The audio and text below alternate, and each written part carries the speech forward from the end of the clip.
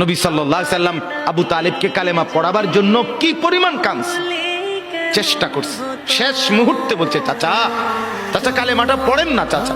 বলছে না, মানুষের কাছে বেইজ্জতি হব, পড়বো না, মানুষ লজ্জা দিবে। আল্লাহ নবী সাল্লাল্লাহু আলাইহি সাল্লাম বলছে, কানে কানে বলেন, আমি কাউকে শোনাবো না, আমি শুধু হাসরের মাঠে বলবো, মৃত্যু পর্যন্ত চাচা ওয়াদা দিলাম জগৎবাসীকে শোনাবো না আপনি ঈমান আনছিলেন, কানে কানে কোন। আবু তালেব বলছে না, কানে কানেও বলবো। এবার নবী বলে চোখের পানি ফেলতে ফেলতে, চাচা এমনও কইতেন না তো, ঠিক আছে চাচা আমি কালেমাটা পড়ি, আপনি শুধু ঠোঁটটা নাড়েন, আপনি শুধু ঠোঁটটা নাড়বেন, আমি হাসরের দিন বলবো মাওলা আমার চাচা কালেমা পড়ছিল এজন্য ঠোঁট নাড়ছে, এর সুযোগ দেন।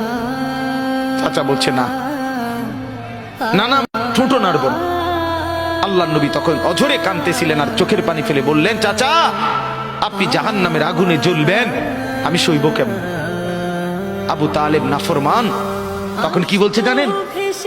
আন্নারু খায়রুম মিনাল আর। মুহাম্মদ, মানুষের কাছে লজ্জা পাওয়ার চাইতে আগুনে জ্বলা অনেক ভালো। বাপ, নিজেদের জিন্দেগিতে একবার ভাইবা দেখেন,